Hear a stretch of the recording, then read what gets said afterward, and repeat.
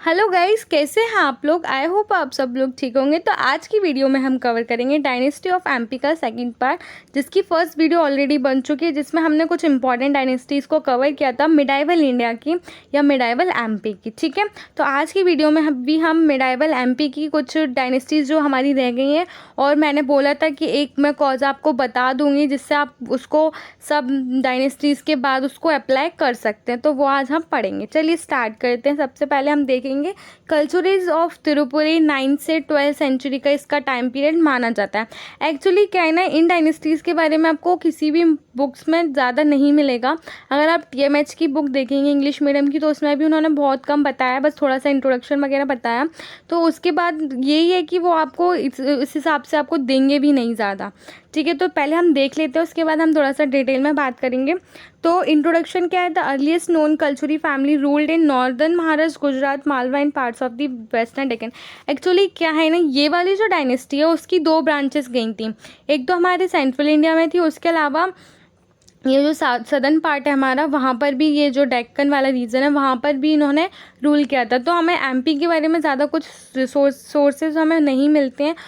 और जो साउथ की हैं, जो सदर्न में जो इन्होंने डेक्कन पार्ट में जो रूल किया था, वहाँ का हमें थोड़ा सा पार्ट मिलता है, सोर्सेज मिलते हैं, तो वहाँ का अपन पढ़ सकते हैं। लेकिन अभी हम एमपी से रिलेटेड बात कर रहे हैं, तो हमें एमपी से रिलेटेड ही देखना पड़ेगा। ठीक है, तो अर्लीस्ट नोन कल्चुरी फैमिली ये जो थी वो कुछ कुछ एरियाज़ में उन्होंने रूल किया था। उसके अलावा इनकी फैमिलीज़ हैं कृष्णराज, शंकर, रागन एंड बुद्धराज। ये बहुत ज़्यादा मतलब प्रसिद्ध हैं बोल सकते हैं, क्योंकि इन्होंने एपिग्राफ्स निकाले थे। उसके अलावा इन्होंने इनके जो कॉइन्स थे वो भी काफ़ी लार्जर एरिया में डिस्ट्रीब्यूटेड हुए थे, तो उससे हमें थोड़ा बहुत पता चलता है। ठीक है, जब तक हमारे पास कुछ सोर्सेज नहीं होंगे, कुछ बुक्स नहीं होंगे या कुछ कॉइन्स नहीं होंगे, कहीं लिखा नहीं होगा, तो हम उसके बारे में नहीं बता सकते। इस वजह से इस जो डायनेस्टी उसके बारे में हमें ज़्यादा नहीं पता है। ठीक है, उसके अलावा हमें इतना पता है कि इसको मॉडर्न तेवर, जो हमारा आज के टाइम का मॉडर्न तेवर है, उसको बोला जाता था। उसके अलावा ये सेंट्रल इंडियन डायनेस्टी है। उसके अलावा ये इन्होंने चेदी जो रीजन है वहाँ पर रूल किया था, और इनकी कैपिटल क्या रही थी, तिरुपुरी। ठीक है, उसके अलावा इन्होंने काफ़ी बैटल्स फाइट की थी अगेंस्ट द चंदेलाज ऑफ जीजक भुक्ति, एंड उसके अलावा इन्होंने मैट्रिमोनियल अलाइंसेस भी किए थे। ठीक है, अब हम पढ़ेंगे गुर्जर प्रतिहार डायनेस्टी। इसके बारे में हमें बहुत अच्छे से कुछ मिलते हैं सोर्सेज, उसके बेसिस पे हमने कुछ जो नोट्स हैं वो बनाए हैं। ठीक है, गुर्जर प्रतिहार डायनेस्टी 8 से 11 सेंचुरी का टाइम पीरियड है। इंट्रोडक्शन में क्या है कि the origin of the Gurjar, मतलब इसका जो ओरिजिन है वो अनसर्टेन है, मतलब पता नहीं है किसी को कि इनका ओरिजिन कैसे हुआ। कोई बोलते थे ये फ्यूडेटरीज थे, किसी का कुछ और माना था, तो उस हिसाब से इसका जो ओरिजिन है वो अनसर्टेन है। उसके अलावा कुछ हिस्टोरियंस बिलीव करते थे कि इनका एक इंडिजीनियस ओरिजिन है, मतलब ये किसी के फ्यूडरेटीज नहीं रहते, एकदम से इनका इंडिजीनियस ओरिजिन हुआ है। तो वो सब एक बोला गया, लेकिन किसी को एक्चुअल में नहीं पता है। ठीक है, the name Gurjara does not appear before the end of the 6th century, मतलब 6th सेंचुरी के पहले जो गुर्जर डायनेस्टी थी उसका नाम वगैरह कुछ भी नहीं मिलता था। ठीक है, उसके अलावा इन्होंने सबसे पहले उज्जैन में रूल किया था, उसके बाद कन्नौज में किया था। उसके अलावा the Gurjar Pratiharas prevented the Arabs from moving east of the Indus river. अगर वो पूछ लें कि आप एक इम्पॉर्टेंस बताइए गुर्जर प्रतिहार डायनेस्टी की, तो हम ये बोल सकते हैं कि वो एक अच्छी फोर्स रहते जब अरब्स आ रहे थे उनको रोकने के लिए। ठीक है, तो इस तरह से आप लिख सकते हैं। उसके अलावा प्रतिहार मतलब क्या होता है, फोर्टिफिकेशन। और रीजन, इन्होंने कौन से रीजन पे रूल किया था, नॉर्दर्न एंड वेस्टर्न इंडिया। ठीक है, उसके अलावा अब हम रूलर्स देख लेते हैं थोड़ा सा।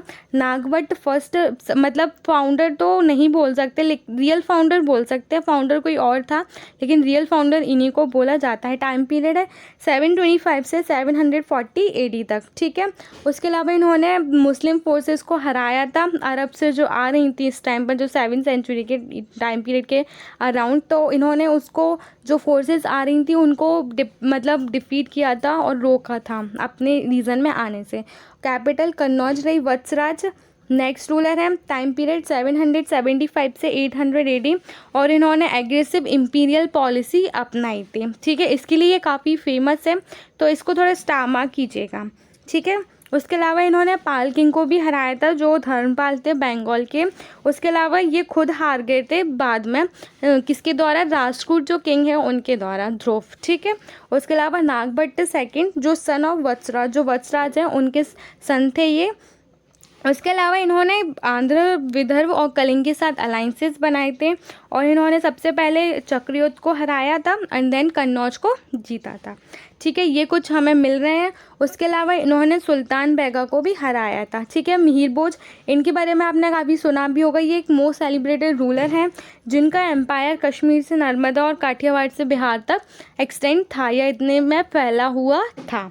ठीक है। उसके अलावा इन्होंने कृष्ण राज, जो कृष्ण सेकंड थे, उनको हराया था, और मालवा और गुजरात जो रीजन है उसको कैप्चर किया था। ठीक है।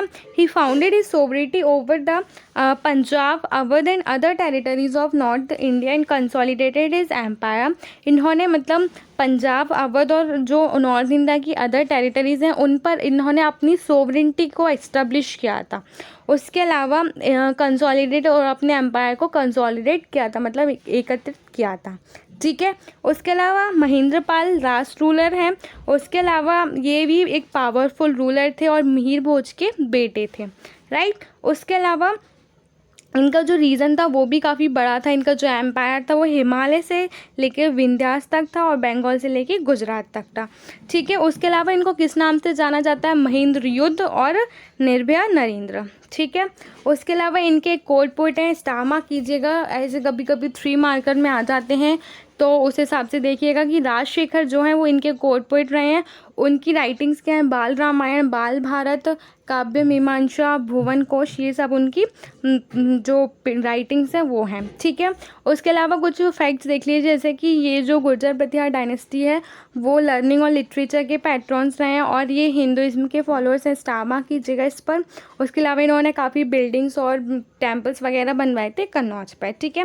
इनके कॉजेज़ ऑफ डिक्लाइन क्या बोला जाता है कि इस टाइम पर क्या हो रहा था कि अरब से लोग आ रहे थे, मतलब अरब से रूलर्स आ रहे थे, तो उन्होंने इन पर आक्रमण किया था। तो एक वो रीज़न हो सकता है कि अटैक ऑफ महमूद गजनी इन 101880। ठीक है।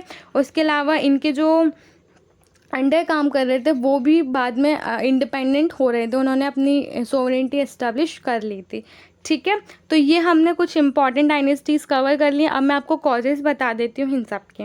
Causes of the decline of the early medieval rulers क्या बोले जाते हैं, जैसे कि lack of united common front. जैसे कि ये जो डायनेस्टीज़ होती थी ना वो अलग अलग हो जाती थी, मतलब टूट जाती थी। न्यूमरस रूलिंग डायनेस्टीज़, ठीक है, वो टूट जाती थी। उसके अलावा they fought for their own selfish ends and honor of their own family without having notion of country or nation।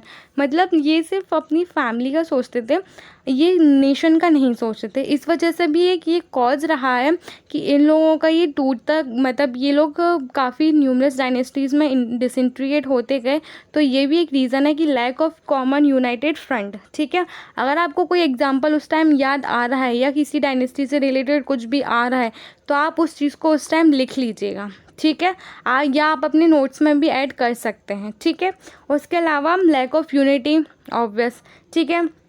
Military weaknesses भी हो सकते हैं। तो आप इन चीज़ों को अपना थोड़ा सा मन से डिटेल में समझकर लिखेंगे तो ज़्यादा सही रहेगा। उसके अलावा rulers were feudal in nature obvious, क्योंकि वो लोग फ्यूडिलिटी से निकल कर आए। वो ज़्यादातर जो डायनेस्टीज थे वो फ्यूडल बोला जाता था, तो इस वजह से भी वो फ्यूडेटरीज इन नेचर। ठीक है। उसके अलावा ये they were defeated due to lack of incapability and character, ये भी बोल सकते हैं हम। फॉरेन इन्वेजन्स का हम लिख ही सकते हैं कि 7वीं सेंचुरी के टाइम पे या गुर्जर प्रतिहार डायनेस्टी के टाइम पर अरब्स का इन्वेजन हो रहा था, तो वो एक रीज़न हो सकता है इनके हारने का। ठीक है। उसके अलावा वीक एस्पाइनेस सिस्टम। देखिए एस्पाइनेस सिस्टम का मतलब क्या होता है कि जैसे आप कुछ जासूस देख लेते हैं, रख देते हैं, उनको अपॉइंट कर देते हैं, जिससे वो क्या देखते हैं कि बाहर से कौन आ रहा है, कौन आक्रमण करना चाह रहा है, ये सब देखते हैं एस्पाइनेज। ठीक है, जो जासूस होते हैं। लेकिन इनके इस टाइम पर एस्पाइनेज नहीं होते थे, इस वजह से भी इनके ऊपर जैसे अरब्स का इन्वेजन होने लगा। तो ये कुछ रीजंस हैं जिनकी वजह से ये जो अर्ली मिडाइवल डायनेस्टीज़ थी उनका ये क्या बोलते हैं कि डिक्लाइन होना स्टार्ट हो गया था। ठीक है। उसके अलावा लैक ऑफ न्यू आर्म्स, इतना अंडरस्टैंडिंग नहीं थी उन लोगों को आर्म्स वगैरह की। तो ये कुछ आप लिख सकते हैं अपने मन से, और कुछ अगर आपको डायनेस्टी से रिलेटेड कुछ पॉइंट्स वगैरह पता है तो वो भी आप एग्जाम्पल के साथ उनको एक्सप्लेन कर सकते हैं। ठीक है, अगर मेरी वीडियोस थोड़ी बहुत भी हेल्पफुल लग रही है तो प्लीज़ ज़्यादा से ज़्यादा शेयर कीजिए, सब्सक्राइब कीजिए, एंड कमेंट सेक्शन में ज़रूर लिखिए कि आपको मेरी वीडियोस कैसी लग रही हैं। Thank you.